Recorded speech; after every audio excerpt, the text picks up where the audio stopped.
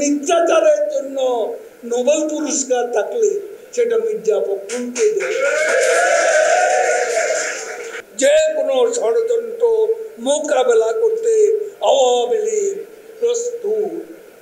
মির্জা ফখরুল সংবাদ সম্মেলন করে মিথ্যা তথ্য দিয়ে সাধারণ শিক্ষার্থীদের আবারও উস্কানি দিচ্ছেন। কেউ আগুন নিয়ে খেলবে না, দায়িত্বশীল আচরণ করুন। খুনি তারেক জিয়াকে লন্ডন থেকে এনে বাংলাদেশে ক্ষমতার মঞ্চে বসানোর নীল নকশার রাজনীতি জাতির সামনে আজকে উন্মোচিত হয়ে গেছে। বাংলাদেশের জনগণ দেশের শান্তি স্থিতিশীলতা বজায় রাখতে বঙ্গবন্ধু কন্যা শেখ হাসিনার নেতৃত্বে ঐক্যবদ্ধ। আমরা বাংলাদেশ বিরোধী, মুক্তিযুদ্ধ বিরোধী, স্বাধীনতা বিরোধী, উন্নয়ন বিরোধী, গণতন্ত্র বিরোধী যে কোনো ষড়যন্ত্র মোকাবেলা করতে আওয়ামী লীগ প্রস্তুত। আমরা দেশবাসী জনগণকে কোনো প্রকার গুজবে কান না দেওয়ার জন্য আহ্বান জানাব। গুজব একটি সন্ত্রাস, মাদকের মতো। গুজব আপনার সন্তানকে সর্বনাশের দিকে ঠেলে দিতে পারে। কাজেই এই গুজব গুঞ্জন প্রতিরোধ করতে হবে। All Time Roma. Taste it, love it. আমি বাংলাদেশ আওয়ামী লীগের সকল সংসদ সদস্যকে, সকল নেতৃবৃন্দকে, সকল দায়িত্বপ্রাপ্ত নেতাদের নিজ নিজ এলাকা অবস্থানের জন্য আহ্বান জানাচ্ছি। যে কোনো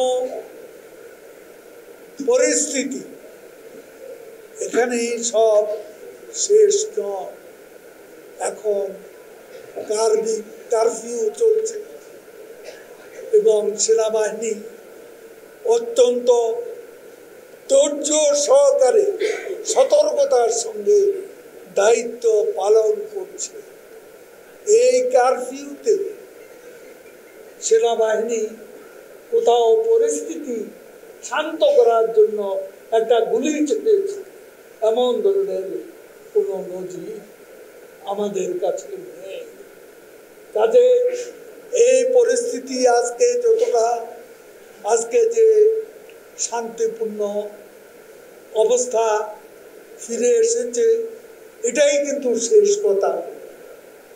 তারা এখনো ঘাপটি মেরে বসে আছে। তারা ঘাপটি মেরে বসে আছে। আরো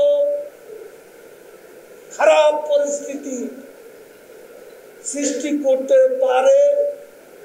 তারা আসলে মির্জা ফখরুলের মিথ্যাচার থেকে আজকে মনে হয় তারা মুখে শেখ করে বগলে। মির্জা ফখরুল কি করে বলতে পারে যে বিএনপি আগুন সন্ত্রাসে বিশ্বাস করে না? এই মিথ্যাচারের জন্য নোবেল পুরস্কার থাকলে সেটা মির্জা ফখরুলকে দেবে। বিএনপি আগুন সন্ত্রাস করে না। 13 সালে কে করেছে? 14 সালে কে করেছে? 15 সালে কে করেছে? সেই বিএনপি তার চিরদিনের পরিচিত চেহারা আবারও মেলে ধরেছে।